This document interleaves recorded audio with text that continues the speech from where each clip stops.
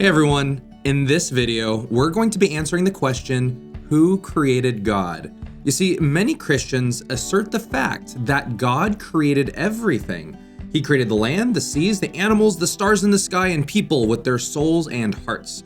However, if everything we see had a beginning or a cause for its existence, shouldn't God also need a cause for his existence? I mean, doesn't this sound a little too convenient for Christians? Look at this conversation, for example. Jimmy here says, God created everything. And Billy says, okay, cool, but who created God? And Jimmy's response, well, everything needs a cause for its existence, but not God, because he was always there. And that doesn't sit well with a lot of people. It seems as though some Christians shut off their minds and stopped thinking about the origin of life because they automatically assume God was just always there. So in an effort to dive into this topic and provide an answer to both Christians and skeptics, we will be answering the question, who created God, through 3 points. Point number 1, in order for people to exist, something needs to be eternal. William Lane Craig in his book On Guard talks about Al-Ghazali's idea that you cannot go through an infinite number of events one at a time, and it implies that there needs to be a beginning. Now let me explain. Let's look at this pencil that this student is using. Now, it didn't just pop into existence. This pencil was bought by this student's mother before it was brought to school. But before that, this pencil was in a box being shipped to the store. And before that, the pencil was being manufactured in a factory. And before that, the materials to make pencils were being shipped in trucks. And before that, the materials were being gathered by the workers, and this goes on and on. The idea is that these events are like dominoes, and in the same way that one domino hits another domino and so on, these events cause the next event to happen until the pencil eventually gets to the student using it at school. Now, instead of pencils, let's look at the Christian God of the Bible. Now, someone may ask, well, who created God? And for the sake of building an argument, let's just say that the Christian God and Jesus were created by a greater God. So let's call this God, God 2. So God 2 created Christian God. Nice, problem solved. But actually, another question arises. Who then created God 2? Well, actually, the answer's pretty easy. God 3 obviously created God 2. And this creates a bigger problem.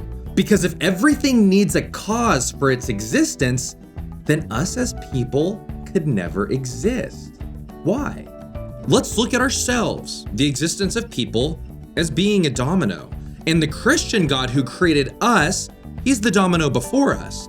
And God 2 is the domino before Christian God, and God 3 is before God 2, and so on. Now, if everything always needed a cause for its existence, then there would be an unending or infinite number of dominoes. And if there was an infinite number of dominoes, we couldn't be here because nothing could ever begin. And for people who believe in the Big Bang Theory, this is still a problem. Because let's just say that the Big Bang does happen, the question still arises, how did it start? How did the required materials needed for a Big Bang to happen get there? And even if they did get there, how did those materials get there? No, the very fact that we are here and alive is proof that someone or something was eternal. Because if everything needed a cause for its existence, then there would be an infinite number of events that would need to happen in order for us to get here. And if there was an infinite number of events before us, things could never begin. Therefore, in order for us to be here, there needed to be a starting force to push down the first domino. Point number 2, the universe can't be eternal. Science tells us that our universe is actually expanding and that our universe has a limited amount of energy. Now, if our universe is expanding and we were to reverse time, our universe would just be a little bit smaller than it is today. And if we rewinded time over and over again, we would eventually be at a place where the universe started at a single point. In addition to that, think of the energy that's being used in the universe as a fuel tank to a car. If right now our fuel tank is half empty, then there needed to be a time in which the tank was actually full.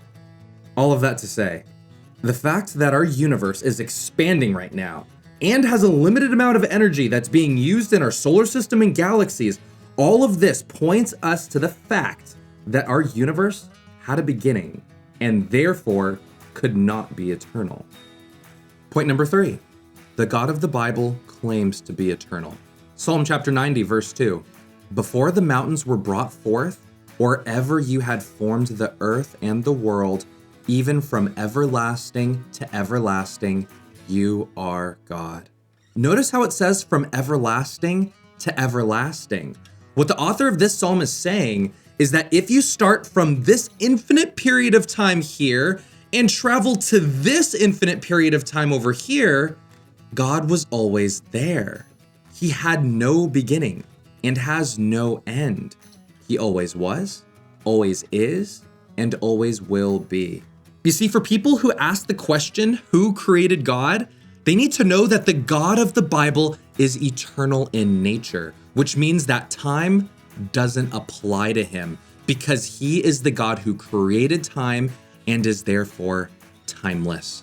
And the Bible further explains that we as Christians are able to receive everlasting life in God because our God is eternal and capable of giving eternal life through Jesus. So to conclude, to answer the question, who created God, I would consider these 3 points. Point number 1, in order for people to exist, something needs to be eternal. Point number 2, the universe can't be eternal.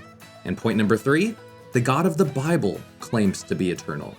For people who disagree, I would ask, what do you believe is eternal? How do you think we came to be here on earth? And why do you believe that?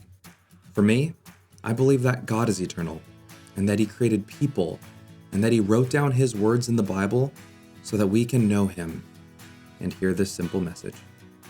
Jesus loves you.